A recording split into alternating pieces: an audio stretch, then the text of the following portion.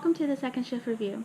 My name is Ashley, and I'm going to be doing a movie review over The Dig. This is a Netflix film, and it is set on the eve of World War II. So, World War II has yet to begin. It happens actually within a few months before Britain decided to be at war or command war with Germany.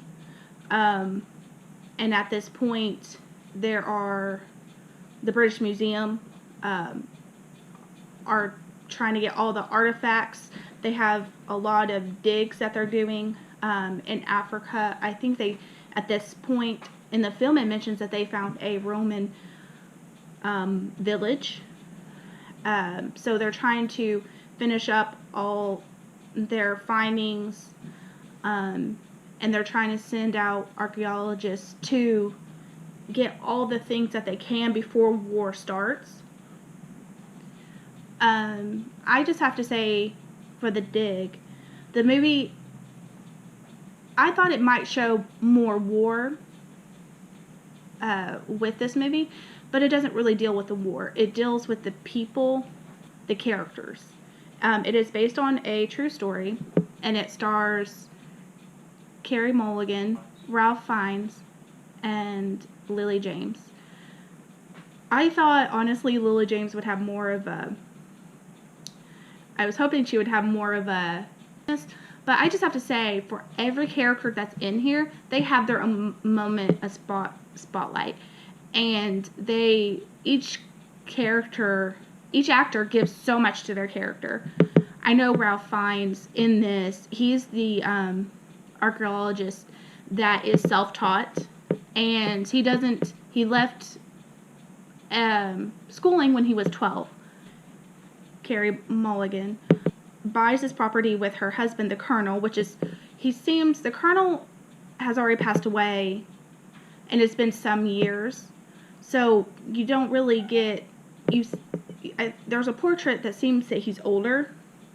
So it's kind of to summarize this film, the archaeologist, Ralph Fiennes, is self-taught, and he quits going to school when he is 12.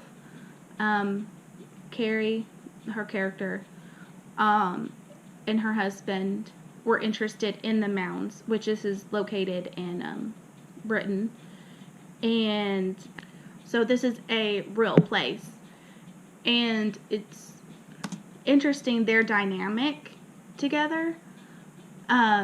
You think that there's going to be this epic love story, but there is something there, but it's her, she's finding herself alone and kind of empty. So both of them throughout this film, yes, it's about finding this Anglo-Saxon ship. Apparently they find it, and then there's a smaller museum where Ralph comes from, and then of course the British Museum gets wind of it, and they come and do their own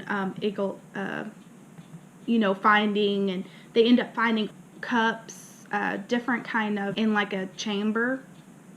It's a burial chamber, actually, they believe, but everyone thought it was Viking, but Ralph said that it was Anglo-Saxon. But it's older than the Vikings, which I really thought, because finding something when I was watching this movie, I felt that I was part of The Dig, that I was part of them finding these things and this ship and going on this miraculous journey. And there is a little bit of drama, I do appreciate that this is not totally just war ridden, that it brings up the war, but in a subtle way. One of Carey's family ends up joining the war, her cousin, and she herself is interested in archaeology, and she is also sick, so she has this son who's about 12 or 11, and she's finding herself that she is going to die soon.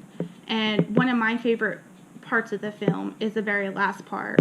At this point, her son finds out and was rather upset by his mom not getting better, and he realizes she's going to die. However, he asks Ralph's character to go on if they could take a boat trip. So, in this way, they get on this Anglo-Saxon ship and go for a magical ride. And here's the boy narrating the story, and Ralph's character is still getting into it, like they're actually on this Anglo-Saxon adventure. And, the mom just closes her eyes and imagines it because she's being taken away. And I think that's one of the most beautiful things about this movie. It's not just about what they found, but it's about the relationships they formed between the son and mother. There's a lot in this film, and I love it. It's gripping. There's affairs that happen. But for me, what I took away from it was that Ralph's character really helped bring a mom and son together. And her son is just crazy about spaceships, and space technology. And, just imaginative. And he's involved, really interested in the dig. This boy is imaginative, and to me, that's what stuck out from me, is this very last magical ride on this Anglo-Saxon ship. And also Ralph's character, he explains how when they find certain things, or he explains how the Anglo-Saxon would have been. For me, it wasn't just historical, and an adventure finding it, but I felt like I got to know the characters and the real people of this story. And I just have to say, I realize the importance of our history, and that's what this film, I believe, is about, is to protect and honor our history, and explore what's out there, but also just the idea of imagining what was before us, what our ancestors were like, where did we come from. And to me, this answers all of that, and it's just that scene, the last scene, is just, to me, the most magical scene, because here you bring three people together on this magical journey. And as sad as it is, this was right when war declared war on Germany. So they had to, of course, to preserve it, they got all the items that were in that ship out. But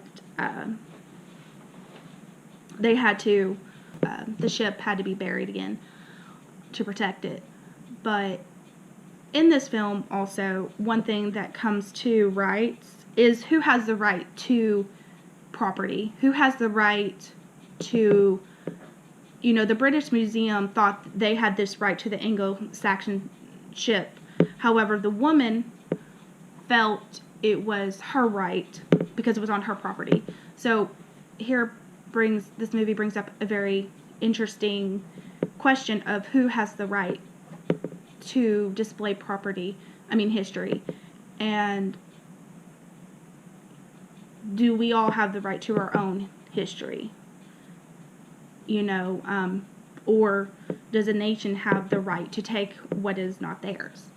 And I felt like that property rights were probably not a big deal of this movie, but at the time she is sick continuously throughout this. But I just have to say, for what I love about this film, is just the bonding of the characters and on that magical ride. And I would say join the magical ride on this great movie, The Dig. Thanks for joining. Like and subscribe. Thank you for watching the video. Make sure to leave a like, leave a comment, and subscribe. Now.